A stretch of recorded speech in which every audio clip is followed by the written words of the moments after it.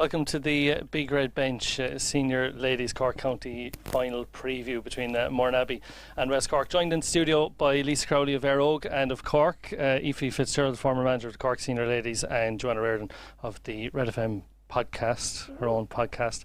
Guys, thanks very much for joining us on the bench tonight. Big final to look forward to, Lisa. I know, look, you'd rather be playing in it, I suppose, without pushing any buttons or anything, but it's more the same as last year, I suppose. Yeah, like as you said, you have a bit of a habit of ringing me every time West Cork beat us. But anyway, great final to look ahead to. Really, like, if anything's to go by last year, like, I suppose West Cork were a bit of an unknown commodity last year. This year they're probably a bit more together. Mourneabbey, like, they're All-Ireland champions, so like I think there'll be something like 15 Cork seniors on display. Amongst other Cork minors, under 16s, etc. So, like, I think the display of football is definitely going to be brilliant. That's what we can be sure of, anyway. Yeah. Ephie, obviously you know a lot of these players on both sides as well. Yeah, and I do think it's, I suppose, you know, I was here last year talking about the county final, the men's county final, and division against club team, and you know, I suppose there's pros and cons for both. If you look on paper, West Cork have a very, very strong team. But Mourneabbey, as Lisa said, are All-Ireland champions, and they're a very close-knit group. So, you know, on paper, you're looking at the two teams, you're saying, well, West Cork, geez, yeah, they have a great chance. And they have, but I do think that togetherness that the club brings, you can't buy that really. And I'm not sure how much, you know, how often West Cork have been together in terms of a group, but they'll certainly need an awful lot of that next week if they're going to beat Mourneabbey, because, you know, I think they're going for 4 in a row. Four in a row. You know, it's been phenomenal success for them, and they're really driven, particularly by the Sullivan girls. It's going to be a fascinating final. I think last year's one was a great spectacle, but you know, at the end of the day, I think if West Cork are to triumph, then they really have to, you know, play a lot better than they've been playing. You know, to get over that final hurdle, but it'll be an interesting game. Yeah, and Joanne, you've been to a lot of the games these two sides met earlier on this year as well. You know. Yeah, I suppose, you know, it is a good forward, I suppose, to look forward to, and as Lisa said, you 15 seniors and a plethora, I suppose, of minors then on top of it. Just, I suppose, overall, it does show, you know, I mean, being from Mill Street and kind of Drumtarf, like, we would rely on divisional kind of units to get our players kind of showcased and things like that. So, like, I would be kind of an advocate for them, but I do understand they don't meet up often. There's a good bit of club rivalry as well, you know, even though you're playing for divisional outfit. But I think, you know, West Cork, it is their second year kind of coming together, and they do have a lot of great individual players, just whether they can put it together as a unit, whereas Mourneabbey have been playing as a unit, you know, for the last 4 or 5 years, and, you know, they have the titles as well to show for it. So, yeah, it should be something to look forward to anyways. And, you know, people kind of aren't really, you know, don't really know what to kind of go for. I suppose if you want to see some great inter-county players, you know, playing against each other, then why not head out, you know, on a Saturday evening? Yeah, sometimes you mention Duhallow and that they were playing last night. They beat Clon. I think Paddy Kearns, their manager, was speaking afterwards, and how they're actually like kind of a club team. They came up in an agreement with all the clubs in Duhallow. They train on a certain night, but they have that real club culture in among the teams. Do you think West Cork are a bit like that? I suppose you can see it now, like, just kind of how they're kind of coming together again to go back for another county final. Like, it takes a lot of guts to come back after losing a county final, especially kind of going to a replay in the way that they did. So yeah, you know, to have that kind of I suppose motivation to go again, you'd want to have a club like kind of unit, you know, like knowing a few of the girls in West Cork, like I know you know, a few of the Donny girls, and they wouldn't be happy, I suppose, coming together, but they would in order to do it, you know, for a good cause and to win a county title, I suppose, and get yourself out there. So yeah, I suppose I can't really, you know, see it going against them, you know, but I suppose it's just to make sure that they're all together training and being a unit. That is what's important. Yeah, Lisa, Mourneabbey have been on the road now an awful lot. They won the All-Ireland Club. They finally got over that hurdle. I believe they want to go all the way again this year, but as a player, like, it must take some bit out of you, how long they've been on the road. It doesn't. Like, I think when you win an All-Ireland, nothing in life replicates that buzz, and I think with Mourneabbey, they lost 4, I think, and like the hurt of that, I think, coupled now with the fact they got over that hurdle last year and they won, and I would reckon that they probably feel they left a couple of those All-Irelands, if not all of them, after them. So, like, if I know the girls, there'll be no lack of motivation there, and I think it won't really make a difference to them that they have 1-1 already. Like, I think if anything, it's going to spur them on to win more, and I don't think there's a better group of women to find motivation to go and actually do that. But I do think they learned a lot last year in the county championship. They were possibly a little bit complacent in that first county final, so I think they won't be caught again in terms of their mental preparation for the county final. Like, I think they'll be raring to go next weekend, regardless of, I know they definitely, like, obviously want to win another All-Ireland, but I think they will be focused on next weekend, probably more so than they were this time last year. Okay. Do you think, like, even I know they lost it last year, but do you think that can bring on West Cork an awful lot, the hurt of that? Oh, absolutely, like, definitely, and I think they'll take confidence as well. Like, they drew with Mourneabbey last year. They probably were in the driving seat in the second half, and Mourneabbey, being like the experienced unit that they are, they reined them back in, and like West Cork, I think it was the 67th minute they drew the game. And like, they beat them this year in championship. Now, there was no Cork players involved, so like, we can't really take that into account. But like, that will give the West Cork setup a bit of confidence, like that it was kind of club players v club players, and they came out on top. And I know, like, the 10 girls involved with the seniors as well, they're all brilliant, confident footballers, like, and they'll definitely think they have every chance next Saturday. Yeah, I suppose we talked last year after matches about the standard. Do you think it's even getting better and better, despite Mourneabbey constantly being in the final? Bear in mind now you've an Éire Óg player beside you. I think, and I saw the Éire Óg West Cork game the other night. I think Éire Óg have improved, Kinsale have improved, certainly. From there are teams out there, but Mourneabbey would be a step ahead. Both in terms of experience and I suppose also in the quality of football that they've been playing over the last number of years. But I think that's kind of cyclical in a way. You know, you get your, I suppose similar to the county team, or Cork had their run, Dublin having a bit of a run now. And if you look at over the years, I think Donaghmore won so many counties in a row. You know, you can go back over time. So like, there are cyclical things, but looking at in terms of whether Mourneabbey would be motivated or not, I mean, there's, if you take Ciarán O'Sullivan as an example, she probably has 8 All-Ireland medals, and she never speaks the name into county All-Ireland medals. She has 4 or whatever. She parks that straight away. So I don't think they also have a really good coach, Shane Ronan. So I don't think there'll be any complacency there in that regard. The one thing I like, the difference for me has always been, if you look at historically divisional teams, I think Beara have 6 counties in the men's side of it. Would have 6 counties. The rest, and they've had some fabulous teams over the years, might have 1 or 2. And I think the reason for that would be that when it really gets tough, like, towards the end of matches, if matches are close and tight, and that the club team generally, they really do want it. They want it for the family, and they want it for themselves and whatever, for their club or their parish. Whereas with the divisional teams, they're spread over a large area, and I don't think that kind of camaraderie is there that you get with the club team. And I think that's probably, for me, would be the biggest reason why we think that they haven't, in spite of all the talent that divisions have, that they can't get it together. That coupled with obviously not being able to train as much as the club team. So I think that certainly gives Mourneabbey an advantage going into the game. So if West Cork can manage and can match the work rate and the determination of Mourneabbey, which won't be easy to do, then I do think that they're in there with a right chance. But if they don't, then I think, it's nearly always back the club team because of, as I said, the stuff we spoke about earlier. Joanne, you've been to a couple of the club games this year. Ephie touched on it there. Mourneabbey have a big following. We saw that in Barnell Park last year, whereas the divisions may not have. What's been your take on it this year? I suppose Mourneabbey, like, even in general, if you look at kind of like women club games in general, like, they are, I suppose, different because they do have an insane strong following. Like, I mean, they're like ultras, like in a soccer like kind of term. Like, but if you're kind of back against the wall, 55 minutes into a game, and you're up a point and Mourneabbey are down, like, it's Mourneabbey crowd that gets them going. It's the 16th man, I suppose, at the end of the day, and it's that as well that you're trying to overcome. I suppose, from West Cork, you're trying to overcome your own kind of battle that you have to win on the pitch, and then, you kind of look into the crowd and all you're seeing is Mourneabbey people jeering and waving, left, right and centre, and that's a lot, for players, and it's something that I think personally as well, it's something you have to overcome.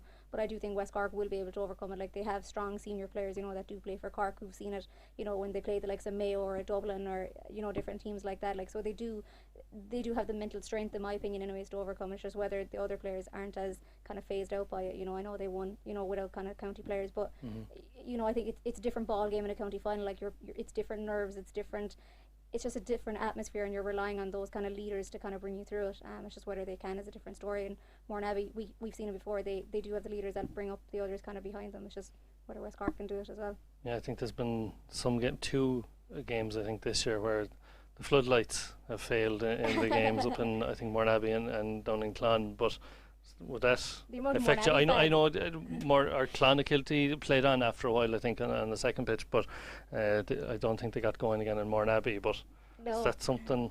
I don't know. I suppose I was kind of thinking, you know, like listening to that game, that there's so many Mourneabbey fans, they could have stand to the car and turn on the headlights. You know, it would have been grand. You know, which I suppose, you know, I suppose Mourneabbey, they're kind of used to things like that, and they always. Like whenever I see Mourneabbey play, they look like that they're playing with a chip on their shoulder. Like they're always playing that extra bit aggressive. They're always playing with that extra step ahead. It's just them, I suppose, more than anything. Like, and you know, kind of being from Duhallow and from Tarfney, my club, like they're just the noisy neighbours next door. You know, and you're like, oh, geez, Mourneabbey, you're at it again. Ephie, there's been savage scoring in the championship this year. Huge scores being put up. That was we already spoke about the standard, but it's great to see all the scoring. Yeah, it is. Well, I suppose the early rounds of the championship are, in lots of ways, they're not very important because everybody qualifies. But you know, it gives the normal club player, I suppose, an opportunity to play. But you know, the game the other night, there was a lot of scores and a lot of scores missed as well. Yeah, I don't think, and like the one thing I'd be afraid of, it's particularly at the intercounty level, is that negativity creeping into the game where it's gone so defensive again. I mean, the All Ireland final this year is an example of that.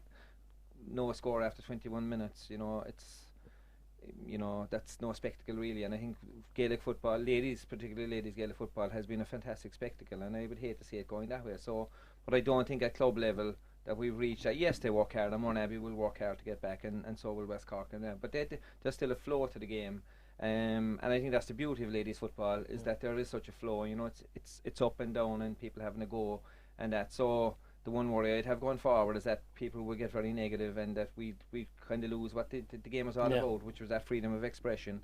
And I think in the local scene, that's why there are so many scores. It's just, I suppose you could call it a naivety in lots of ways, but it's just girls going out expressing themselves.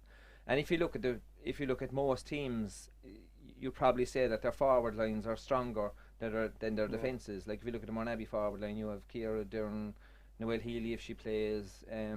Then you have Maura Callan coming through from the middle, and you have Breed Sullivan. So they're very, very strong. And likewise with West Cork, you have the twins. You have Anya Terry, Libby Coppinger, Niamh, you know, Copper. So like there's massive talent there, and it's very, very hard to hold that. And you know, as a defensive unit, no matter how good you are. So I think that'll be very interesting. The matchups will be very interesting next week as to, you know, who picks up who. You know, I think last year Ciarán and Melissa Duggan had a fierce battle together.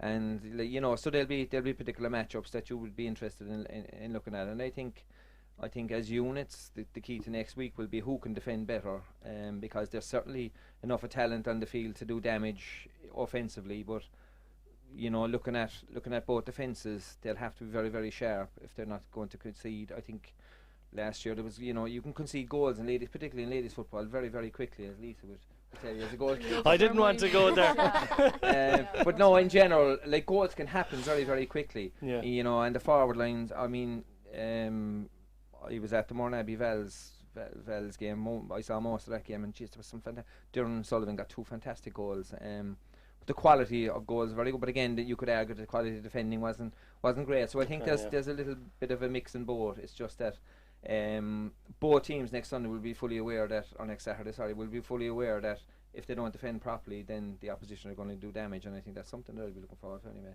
Yeah. Going through the game. Yeah, you mentioned the goals. I did a referee to schools ladies football game. I think there was 12 or 13 goals during the week. I was probably sweating more than the players were up and down the pitch following all the play. Isn't that the beauty of the game? I mean, I think when you look at it, like I thought the intermediate final this year between Tipperary and Meath was a fantastic game. You know, it was ebb and flow and you know, up and down, and that's the spectacle that we want, really. Yeah, Lisa, maybe you'll have a different opinion on this as a goalkeeper, but is that defensive culture that creeping in Cork at all in the championship? If he touched on it, you could probably see it with Galway and Cork earlier on this year, and Mallow, maybe Galway were a bit like that, all right, when they got the win. But is it creeping in a small bit?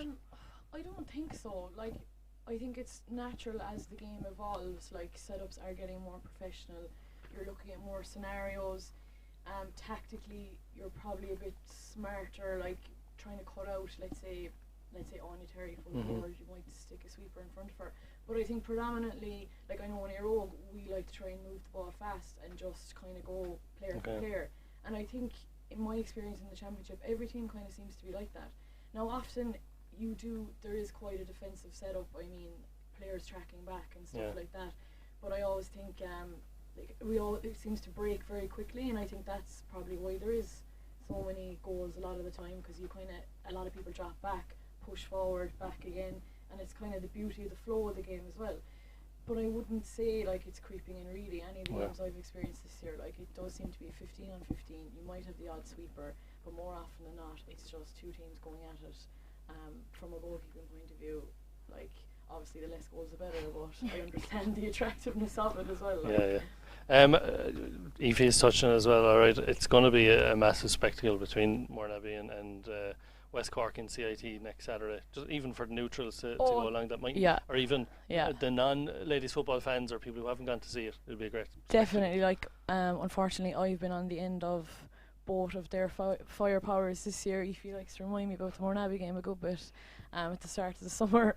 But like the forwards that will be on display next Saturday, like it's going to be brilliant. It's the equivalent of like going to an inter-county game. Most of those girls are either starting on the Cork senior inter-county team, they're thereabouts, and that was something that was brilliant last year. Like it was such an open game, like there was just, you couldn't take your eyes off it. Like the ball was up, down, the skill levels were so good, it was just so intense. Like I covered a lot of games last year between club and county, and it was probably one of the best games of football I had seen all year, the drawn game. And I would really expect much the same. Like I think both teams are just going to go at it, and I think it probably will be the best game of the year. Yeah, I agree with that, Ephie. Yeah. Well, obviously it's the final. It's going to be a big game. The two best teams are in the final. There's no disputing that. And it will be, will be a spectacle. I suppose in terms of West Cork, this is their All Ireland final. They can't progress. So, but I do think if Mourneabbey weren't to win next week, that would put a little bit of a damper on them going forward. And it's brilliant to be going into the Munster Championship full of confidence if you're county champions yourself. So like there's probably a little bit more at stake for Mourneabbey in that sense than there is for West Cork. But then you have this scenario where West Cork are looking to win their first title. So so there's lots of pros and cons in relation to people being motivated in that. But I do think that we're certainly in, as Lisa said, we're in for a spectacle in terms of the amount of talent that's on the pitch. Yeah, you'd agree with that, I imagine, Joanne. Yeah, exactly. Like, I mean, for county finals and big games like this, you want your best players on show, you want your best teams. You don't want a situation where one team's just going to overwhelm the other and it just fizzles out after 15 minutes. And I don't think this will happen. And I think if it turns into a shootout, you have some of the best forwards in the country literally shooting it out. And that's something, you wouldn't see a lot of the times. So yeah, I think overall, even though they were talking about defensive structures, I don't think that'll happen. I think if someone does want to shore up, it'll be to protect a lead with like 30 seconds to go more than anything else. But at the same time, you still have the forwards that are cute and smart enough, to go through. I mean, if you lump a ball into Niamh Cotter or Anya Terry, like there's no marking them. But then again, you have nippy runners then like Darren and Ciarán like ready to go then for Mourneabbey. So you can have so many different types of options, going forward, that you wouldn't even be thinking from a pure defensive point of view, unless a manager sits down and says, I don't want to lose this game. And I think that's not really going to happen. They're all going to want to go out and want to win it more than anything else. Yeah, Mourneabbey obviously top class side, I know, but they were boosted this year but by Noelle Healy coming down, transferring down from Dublin. But how much of an impact has she made, do you think, Ephie? Well, I think she came on the second half, the last day. I didn't see a lot of Mourneabbey's earlier games, but I don't know how much involved she's been, to be quite honest. But obviously, with the talent the girl has, she's going to be a huge addition.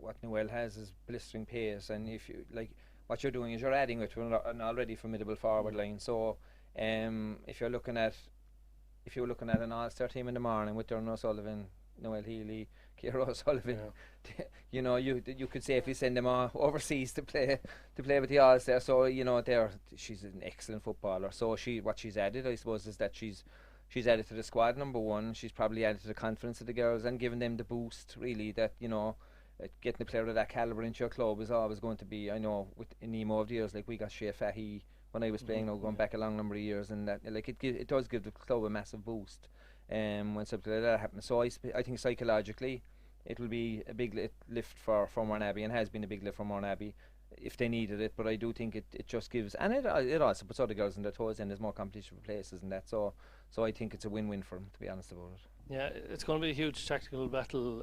Lisa, I don't even know what Shane running is like. We saw him with Tipperary this year winning the All-Ireland. He's a very good team behind him as well, but on both sides it's going to be very tactical, I would think. Yeah, it will be. And I think that's probably where Mourneabbey will have the upper hand. Like, they've had Shane now for a long time. Like, he's an excellent coach. They seem to have a great relationship. And I think, like, both teams, I think this is where Mourneabbey has the advantage, because they'll be able to vary it. Like, if plan A isn't going well for them, I think on Saturday, they've been in so many scenarios and situations over the years that they can just revert to a plan B. Whereas I think potentially, like, obviously West Cork are going to have their homework done, and I'm sure they're going to be well prepared, but I'm just not sure, have they had the time together to be able to look, if our game plan isn't going well, what are we going to do? Now, like, they have the talent that if it comes down to just like going for it 15 on 15, like, they can take Mourneabbey, I'm sure, in that sense, like player for player. But I just think collectively Mourneabbey will probably be that bit better set up.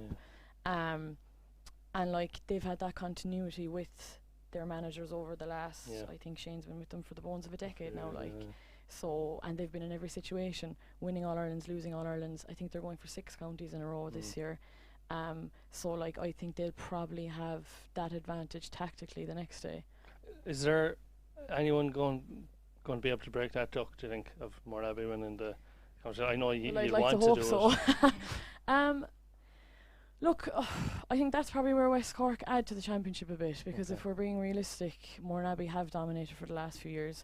I know they've had tight battles with Vals, and like, Vals have probably been the closest team to them.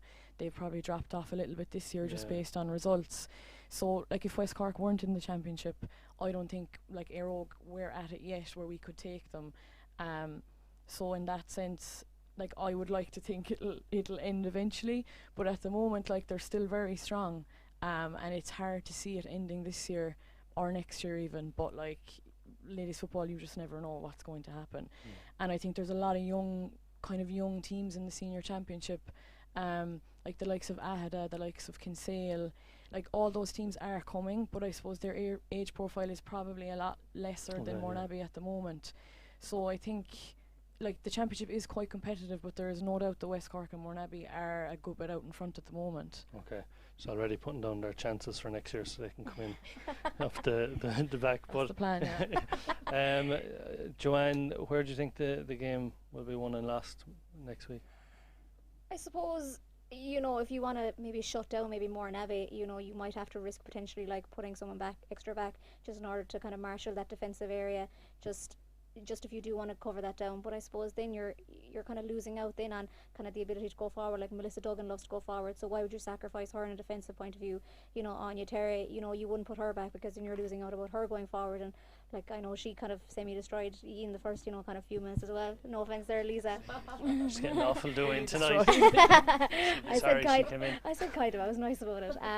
You know, then you have the likes of Niamh Cotter and Libby kind of Coppinger. So like, there's no real point for me in kind of dropping back.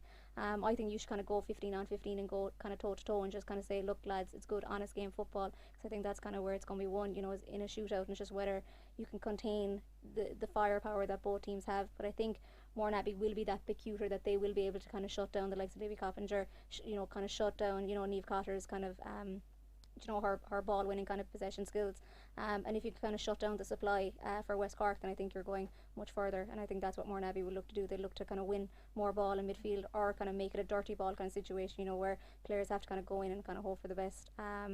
So yeah, I suppose I can see Mourneabbey being that bit more cuter, and that being a bit more tactically more kind of cute, I suppose, than West Cork, because West Cork wouldn't have had that time together. You know, I think Lisa and Ephie were right to point out, like, you know, that they mightn't have a plan B. But if West Cork do have a plan B and can kind of hoodwink Mourneabbey and catch them on a hop, then that's kind of where they'll be hoping more than anything else. Yeah, Ephie, yourself, where do you think it can be won and lost? I think the 6 inches between your chin and the top of your head, to be honest. I mean, Mourneabbey know they can win it. I'm not sure whether West Cork believe they can win it or not. That's the key. If they do, then they're in there with every chance. But like, when you get to these games, there's an awful lot, we call imposters involved in terms of the occasion. As Leisha mentioned earlier there, it's a county final, and if you start thinking about the occasion rather than playing the game, Mourneabbey will certainly play the game.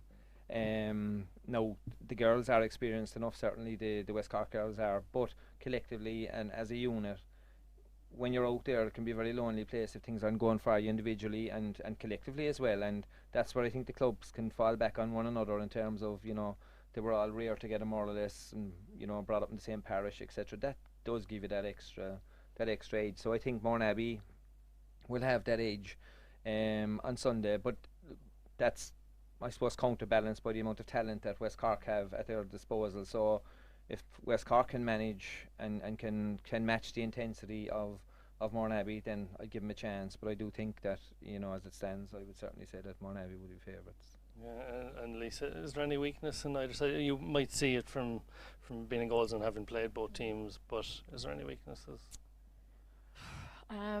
Judging by West Cork the other night, they didn't appear to have too many weaknesses. It's hard.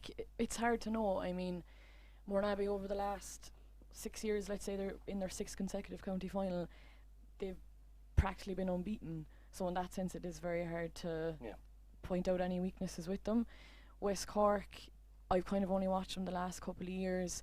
I think last year what went against them in the replay, just after half time they came out and Mourneabbey just got a run in them, and they just couldn't come back from it. I think Mourneabbey were a point up at half time, and it was a good competitive game, and West Cork were certainly in it, but Mourneabbey just came out and blew them out of it. And I think the other night when we played them, they were 9 points ahead at half time, but there was a period just after time, you might disagree with me, just after half time, but we did get a bit more possession on them. I thought they switched off a little bit. Now, we didn't convert, and we didn't really punish them, to be honest. So I think they can't afford to switch off, and I think they can't afford to just revert to being individual footballers. You're not going to beat Mourneabbey if you try and do it yourself. You have to, play it around. You kind of have to stick with your plan, and I think trust the other footballers around you. And I think last year, even when things weren't going well for Mourneabbey in the drawn game, their use of possession was still quite good. They were still, they almost know where each other is going to be before they're there. They spread the ball so well. So that's probably the one area of weakness I might see at West Cork. Sometimes they might have a tendency to switch off a little bit and kind of revert to just playing one-on-one football.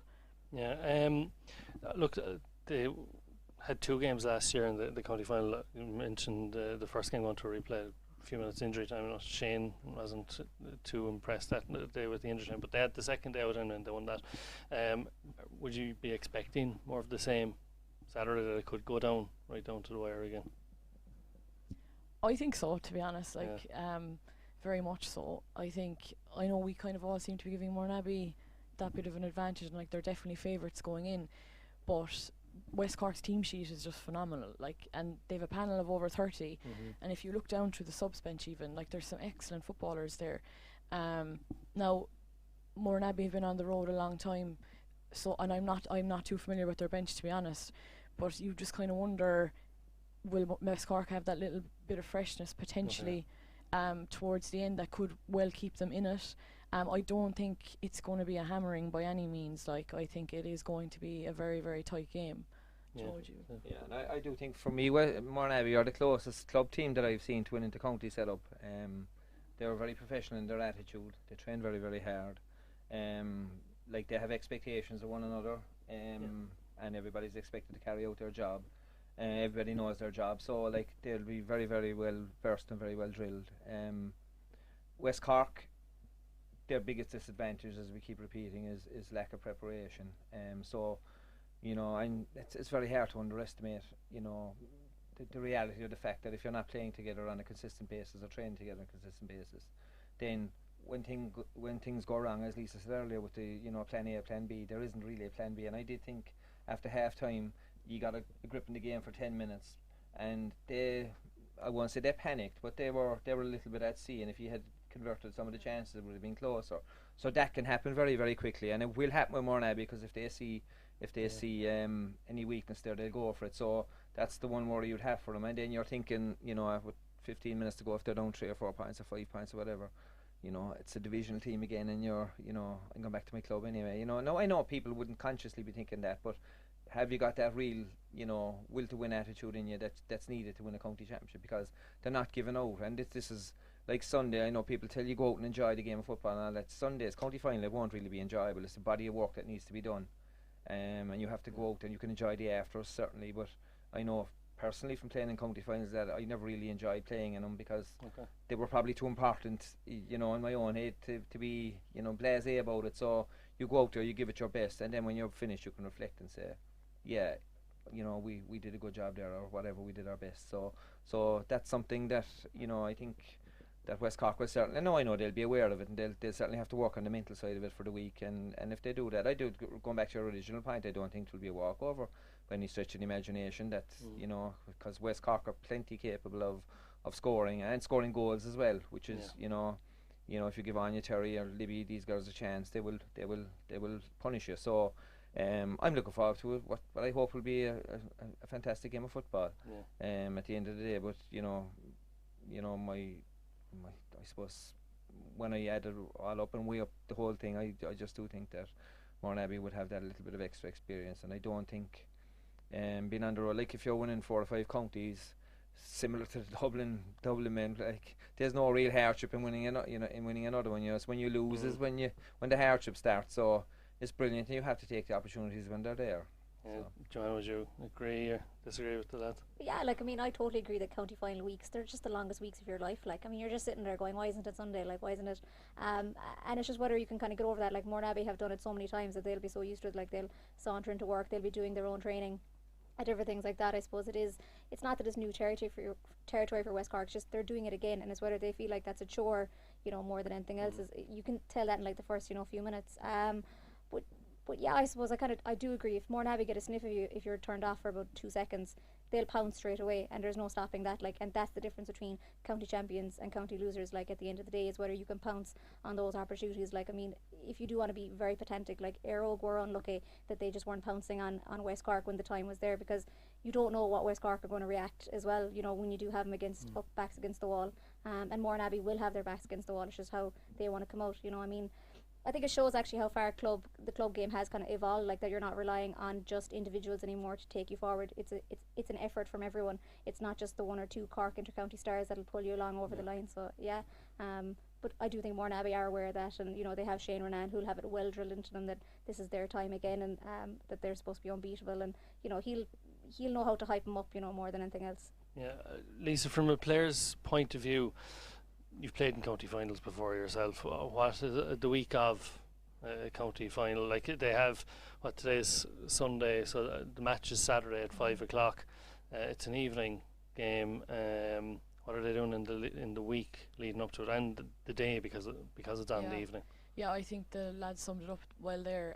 It's the longest week of your life. Not that I've played in too many, unfortunately, but it is definitely a long week. And as Ephie said, you'd never really enjoy it until it's over, because there's just such probably you've a job to do. You have to go out, you're nervous about giving your best, and just hoping that your team performs. I think they'll have their training set out this week. I think, to be honest, if it was me personally, you're just trying to keep busy, you're just trying to get stuck into your work, you're just trying to mind yourself, not spend too much time mentally on the game, because I think you can just really zap yourself out if you're constantly thinking about it. So I think it'll be business as usual this week for the girls. I'd imagine Saturday, they'll be you're always nervous and coming up to the game and stuff, and I suppose an evening throw-in that is the one disadvantage of it. It is that bit longer, and it's kind of tougher to prepare for it. But at the end of the day, they're both in the county final, they're both where they want to be, so they're going to be looking forward to it, and I think they'll take everything in their stride this week. They've both been there before, so I don't think it's going to be too much of a factor, really. Yeah, I think Cork LGFA are hoping that next week is actually a double header. It won't be a standalone game, but there's no confirmation on that yet. But Ephie, from a manager's point of view, what are you doing in the week in the lead up? Well, I suppose for big game, for me, it's just trying to switch off. Really, like you're looking at, okay, training is tapered down and there's not a whole lot going on, and is everything covered in terms of your preparation, right down to who's getting the water, who's pumping the footballs, etc., etc. So there's a whole range of things like that, and then the rest of the week is just being cranky, really.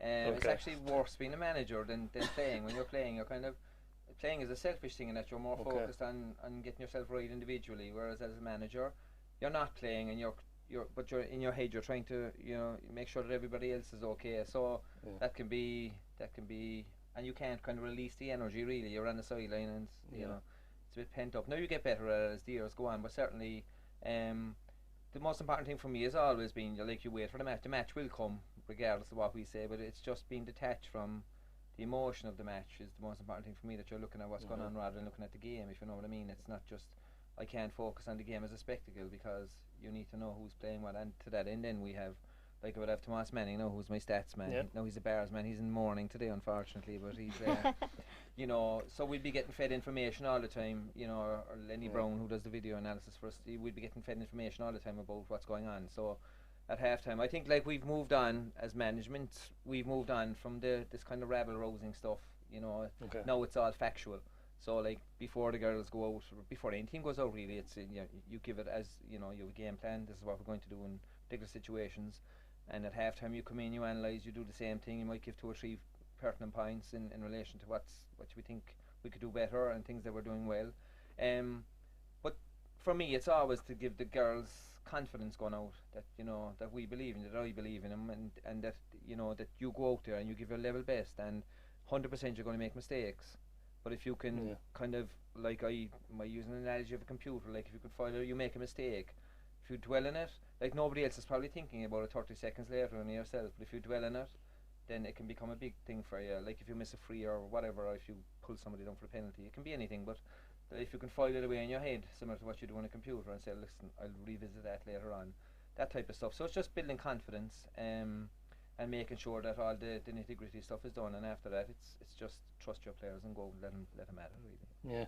Yeah. Joanne, matchups next week, who do you think might be I know we're talking about Melissa versus Ciarán. I think that could be one matchup as well to look at. I think midfield for me is actually huge, because I think it's whoever wins primary possession is who's immediately putting the opposition on the back foot. And I suppose what I mean about that is that you're driving at them all the time, you're tiring them out, you're wearing them down, and that's kind of what you want. So midfield for me, I think Bríd O'Sullivan, she's massive as well in midfield, but she'll be going up against 2 mammoth-sized players in Niamh and Anya, and they're very hard to dispossess, and they're very hard to beat in terms of primary possession. So that's kind of what you're looking for. I think if whoever's midfield can come out on top, I think they'll have a big say. But yeah, I think then that's kind of where it all kind of stands for me. I suppose then on the other side you've got Libby Coppinger, going up against the Mourneabbey kind of defenders, and they're quite tough and steely. The likes of Emer Meany, and she's nominated for an All-Star as well. But yeah, for me midfield is kind of the biggest one, and it's really weird to say that in ladies football, because it's kind of the half forwards and the half backs that kind of win the game for a lot, but I think midfield is huge for both teams. Guys, it's obviously a big day for all the players playing. It's a big day for the referee as well, his crew, his club, family and all that. Maurice Maguire's after being appointed to referee it. I don't know, do they referee it any different? The referees in ladies football, do they have any quirks? Don't get started, I'd say. Well, this yellow card stuff and the definition of what's a tick and what's not a tick. And you spoke about that earlier on this year. It astounds me. I just can't figure it out. It's just, it's just an individual's interpretation. Sometimes, Emer Meany's one this year, it had a big impact on us. It's not a non-contact sport where we can't fool ourselves into thinking it is, even at club level. So there has to be a small little bit of cop on and a little bit of realisation that, listen, these little things happen. But putting somebody off for 10 minutes for a foul that I would class as being very menial is ridiculous. And fouls for one referee may not be a foul for another referee, or a tick. I've asked all the referees, what's the difference between a tick and a foul that's not a tick? And I just don't get any satisfying answers, to be honest about it. And I'm not just I'm talking in general. I'm looking at matches, not just Cork matches. I'm looking at matches in general. It's just mind-boggling at times. But you mentioned earlier on this year, one of the O'Sullivans fell foul of Maggie Farley and three the times. Cars. Yeah. Now Ciará's a forward, and three matches in a row sent to the bin, and Ciará's not a dirty player, and the impact that can have is ridiculous. So I do think I would get rid of that altogether, and I'd just go back to back. I'd have black cards and yellow cards and sending offs, would be my way around that. But I do think the standard refereeing can improve. Okay. You want them to be anonymous. Yeah, you don't want to see. You don't want to see a referee, and I mean that in a nice way possible. Yeah. Ciarán. Like I thought in the Nemo Bars match last night, it was played in dreadful, absolutely dreadful conditions. I know there was cause for Connolly, but I thought he did a good job in terms of the conditions. Like there was a few, you could say there was a few high tackles that maybe could have warranted red cards, but I thought he was sensible in terms of the use of it. But you do need referees, I suppose, with a bit of character and a bit of experience, and that are going to stand up, and try and be, I would say, as as objective as possible in terms of both the conditions and the occasion as well. Yeah. I know there was the Richie Hogan thing this year was probably a red card. My opinion on it was an Ireland final. Did he actually mean? You have the pluses and minuses. There's some of them are vague, but there are definitely some there that you just have to bite your tongue and say, well, I don't know what's going on here. But I think just the problem is that everything, you want people to interpret, whereas if something is taken too literally, like you see with VAR now, like a handball, the ball touches hand, immediate penalty according to VAR, and we're not used to that because we're so used to referees going, did he put the hand out, is it you know what I mean? I think that's where we do struggle. Like we've seen it for so long that just, even in ladies footballs, everything is interpretive, everything depends on the referee on the day, that we're not used to a referee taking a literal rule and taking the literal meaning about that. So when it does happen, we're all prone to breakdowns, even though everyone be like, the rule is there. But I think that's probably our problem, is that we're asking referees to do too much, as it is, in my opinion, and to interpret a rule on a final day is a lot for a referee, because I know they don't want to be in the middle of a controversy as well as much as anyone else. So yeah, we see the Camogie Association looking for players and supporters' opinions on their rules. Is there anything as a player that I would completely agree with everything that Ephie said. It's very frustrating as a player because you almost, before a game, you're kind of thinking, who's the referee today? Because every single referee has such an different interpretation of the rules, as you said. I felt the county semi-final the other night, it was very frustrating. There was a lot of stoppages, and by letter of the law, the referee was probably correct. But I think we're at the point of no return now, physically. All players are getting stronger. There's S&C now is a big part of every inter-county setup. It's even in some clubs as well. So I know it's technically a non-contact sport, and I don't want it to become a contact sport, because I think that will actually slow down the game. Okay. But there has to be some allowances for the fact that there is going to be contact. Because you could have some referees, a slight touch, it's a free, and then you could have another referee, you could be put out over the line and there's no free, and that is really frustrating because you don't know what, as Ephie said, what's a tackle, and it's very, very hard then to prepare. Poor Emer Meany up in Crow Park, I know we're extremely biased, but 3 ticks and she was gone, and those 3 ticks were barely, in my opinion, they were barely fouls. They might have been fouls, but a corner back and a corner forward kind of foul. The two of the best teams in ladies football were going at it in Crow Park. There is going to be physical contact. I just think, and I feel sorry for referees, and to some degree, as you said. You've told me that a few times. Now, if they're out there, they need to do a job properly. You're a referee yourself. Yeah. Everybody makes mistakes. I have no issue with referees making mistakes. 100%. Yeah. Once they're made, when what I consider honest mistakes, you might get a foul wrong, you might get an advantage wrong, you know, stuff like that. But you can't get big decisions wrong, really. There are decisions that are going to define how the game goes. I think that's ridiculous. And as I say, with the yellow card stuff in ladies football, it's very, very prevalent, and it's definitely something I think needs to be looked at. Okay. I'm going to get you to call it, so Lisa, I'm going to put you on the spot. You have time to think about it. This is tough now, considering I play with a lot of them, and I'll probably be hearing about this afterwards. But you probably said draw, so actually, can I call it draw?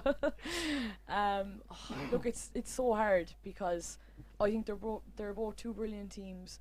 I think I just have to give Mourneabbey the edge because everything we've discussed, they've been on the road a good while now. They're such a good unit and they're such a good team. I think I don't think they'll like win by a lot by any means, but I would just give them the edge. But then again, if West Cork won, I would not be surprised. So it's a tough one to call, but I'm going to go with Mourneabbey. Yeah, Lisa's phone is bopping now. With people from West Cork. We removed from the WhatsApp group. Joanne, She's yourself? I think Mourneabbey. I just think they have that X factor, I suppose, to get them over the line that West Cork probably don't have, and I suppose it's more tactical cuteness more than anything else. You know, they'll kind of grind you down and they'll hold the ball for the last 5 minutes if necessary. So I think Mourneabbey by 3 points, anyways. Yeah, I think We'll West go Cork specific. are certainly going to be streaming this video in the Giving them dressing good room before the motivation match. anyway. They're going to be on the wall now. Shane Ronayne will be on to me giving out, but Ephie, yourself? Yeah, well, I don't, you know, I just try and look at it logically. I have no bias either way, Yeah. but I do think Mourneabbey are a very, very good side. And as I said, the addition of Noel Healy it's a huge factor for them. And I think their Cork girls outside of the Sullivans, Emer Meany's had a great year. Maura Callahan's been superb. You know, they're really a credit, you know, to their club, to themselves, and also to and I know you could say the same. The West Cork girls have been very, very good too, but I do think that Mourneabbey have that, as Joanne, you know, alluded to earlier, that kind of steely edge to them that you know that you need at this level. And I think Darren will be delighted. You said she was nifty forward, was that? Nippy forwards, Nippy, yeah. Darren will be delighted. To with be that. honest, I did get in trouble 2 weeks ago because I compared an Irish soccer player to Luis Suarez because she uses her body the same way as Suarez. They're like, you can't say that. But I think it'll be a great game, and I do think there'll be lots of scores, but I do think that Mourneabbey will probably prevail. I don't want to leave you go without touching on. You stood down this year as the Cork ladies manager, but you had an enjoyable time, obviously, as manager over the last few years. Unbelievable. They're, including this lady here, they're a fantastic group of players, and I couldn't speak highly. I like the transition from, I suppose, what you would consider the great Cork team. You know, I think there's only 6 girls left, I think, from 2016 or something, and there's certainly a bright future there for the girls. But it's hard work, and I think that's driven. You know, there's a culture there of hard work, and I mean, I know at the moment now Dublin are having their the golden period, but they went through 4 or 5 years of losing All Irelands, maybe longer, some of them. But they kept at it, and I do think we have the talent. I certainly think we have the talent to be very successful going forward. Yeah, I think Foxcab won the 5th in a row last night up in Yeah. Dublin. Yeah, and Ballymacarbery was the 38, 39 In a row. down in Waterford. Michael Lisa was Ryan in goal for the second one of them. Aren't you, Lisa? Wait. With Ballymacarbery. for the second one. All right, Oh, the second out of the second 38. one, yeah. Thanks, Mark. Very much. Yeah. Well, look, lads, thanks very much for joining us on our Ladies County Senior Football Final preview between Mourneabbey and West Cork. Lisa Crowley hopefully will be pushing Martina next year for that number That's the one plan. spot. That's the plan. Earog and Cork. I Ephie. think they'd push you back if you pushed her. Lisa will push She her. won't knock me over, I'd say. Ephie Fitz, former Cork Ladies manager, and Joanne Reardon of our Thanks, own Carl. podcast here on Red FM. The Thanks ultimate very ta- much. The ultimate tag along. The ultimate tag. Plug in our own here. But anyway, lads, thanks very much for joining us on the bench, and best luck to the two teams next week. You're welcome. Thanks, Karen. Thanks, cheers.